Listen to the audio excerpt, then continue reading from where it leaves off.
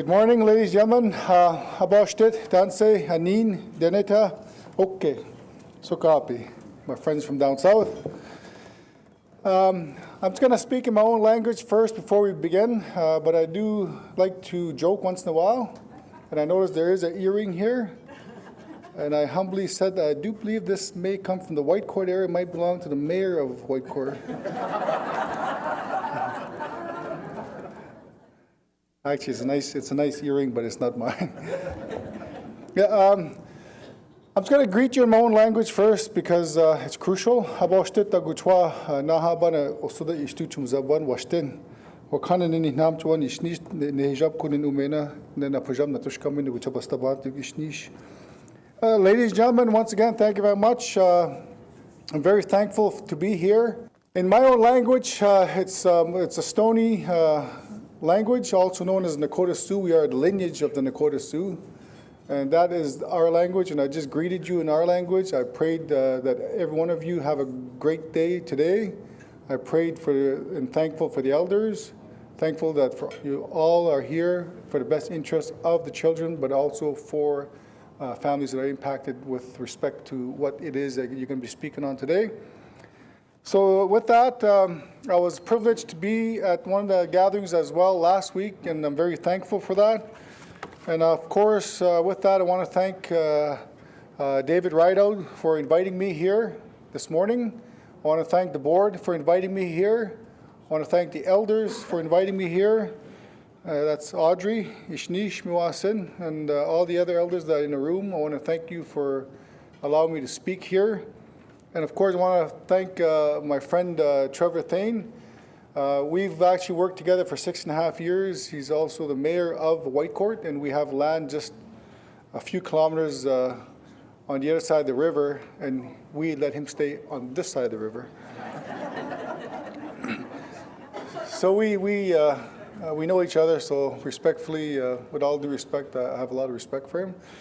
And I see a lot of people in the room that I know and remember from the past. I really thank each and every one of you for being here, right from leadership to elders to doctors, distinguished guests. It's really good to see you all here for the common good, and that's, of course, working with our children in need. Having said that, I bring greetings, of course, from all the chiefs of Alberta, all the councils that also are represented with the chiefs, elders, and of course the AFN. And the way it works, I'm going to try and walk you through some of this stuff as quick as I can due to time. You all know the way it works, I guess. Maybe that's where I'll start. First of all, I really want to thank the chiefs of Alberta for letting me stand here as a first of equals, because that's all I am here. And I was elected in February, and only the chiefs voted, and I was voted in to be their spokesperson, I guess, if you will, to advocate for all realms of the issue relative to First Nation people. And I'll explain why it's First Nation people, because that's who I represent. I also love to speak for Aboriginal people, because we are all brothers and sisters at the end of the day, whether you're Métis, Inuit, non-status, or First Nations by virtue of a treaty card. And on that note, perhaps I can walk you through that, if I may, very briefly. AFN represents 634 nations across Canada. Why 634? Just recently, Treaty 8, those of you from Treaty 8 that are here, which I see in the room, Peerless Trout was really recently recognized as a nation. And I humbly thank those people for their plight.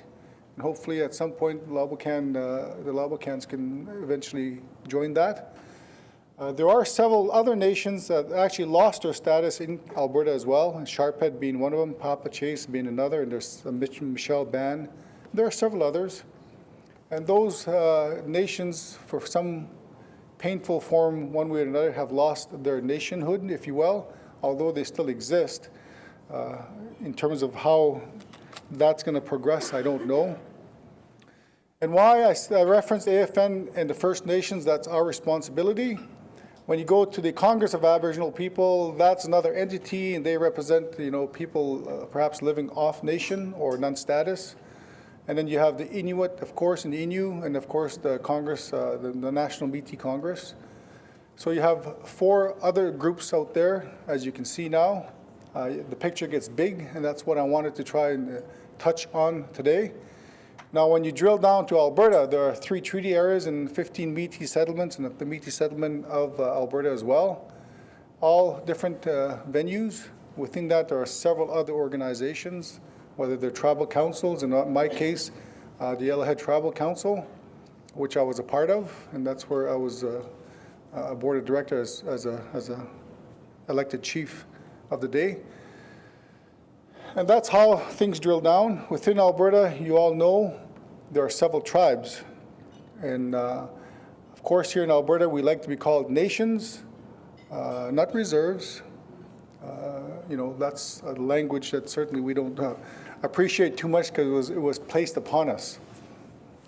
Again, that's another long story. But the point is, ladies and gentlemen, when you drill down in First Nation communities, I'll touch on Alberta. There are several nations here, and there are several distinct languages. And when you talk about children in care have no borders. At any given point, you can have a child, for example, from my nation, perhaps in Treaty 7 or Treaty 8 area, by virtue of the system or by virtue of adoption, whatever the case may be. So the point is, all our cultures are not absolutely the same. We practice different cultures, different traditions, different sun dances, as example, different sweat lodges, different ceremonies such as, ghost dances, that sort of thing. Yes, there are commonalities. For example, powwows, I guess, the round dances. And when you have children in care, what I'm alluding to is that you must really drill down and find out the innate drivers of that child. Don't just assume because they're native that this is what they're going to do, this is what they are. You really have to ask, because that creates stress in itself to the child. And you really got to think about that. Culture is crucial in the children's lives. I'm going to give you examples from my own history, I guess, if you will. I'll give you one story from Alexis. I shared one last week, I do believe. Dave, if I remember correct, my time is sort of disappearing pretty quick, 2 weeks ago. But I won't share that story. That was a story where someone was adopted, ended up in the stateside, joined the military, on and on. This one here is a child was adopted at the time of birth. And 4 years ago, this child came looking for who they were. What they found out after the age of 18 or 21, whatever the case may be, whichever country you're at, the disclosure of information starts to begin. And this young lady actually was adopted in southern Alberta, but she's from my community. And she ended up in Denmark. So she spent all her natural life in Denmark. But she came home, found her roots, found her family. It was quite emotional, there's no doubt. However, she visited for about 2 weeks, and then she comes back maybe once every 2 years and visits for a week and goes home. She said, "These are my biological family," knows where she's from, but now she said, "My family belongs in Denmark." So that's where she goes, and you got to respect that. But at the same time, those are some of the things that go on out there, not limited to that, of course. And it's crucial, I believe, that the children that are in care, whether adopted, whether are in care through whatever system means that they end up in care, the children should be looked after in their realm of culture, whichever specific nation they're from. There is a lot of people out there that can be connected to these young people, whether they're leadership, elders, caregivers like yourselves. That's something I'd certainly like to see.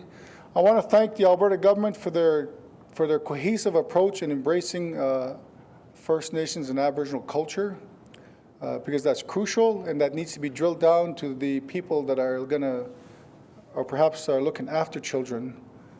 You really need to identify that there are programs out there for not only yourselves, but also for the children. I also want to thank the Alberta government as well as the independent First Nations that have their own systems in place. There is a place for every system. Whatever system works for you within your region, within your culture, within your nations, use it. That's all I ask. I mean, there's not much more you can ask for. Now, as you step forward, ladies and gentlemen, I don't know how much time I have because I can go on forever. Like you heard earlier, I was a former police person. I can tell you stories on that side of the fence, what I've seen, but that's another whole 2 hours. So, but also, you know, as a former chief of my nation too, I mean, we've seen a lot of the pains that go on each and every day. You have historical issues such as the residential school, the colonization. Some of that stuff still continues. There's still effects to it. For example, my grandmother spent 10 years in residential school here in St. Albert, not too far from here. And, you know, she kept a lot of stuff to herself. But at the same time, when you're removed at 6 years old and come home when you're 16, you lose a lot of who you are as a person. And she never really spoke about it too much. But the point is that gap, which is a whole decade, was very painful for her in trying to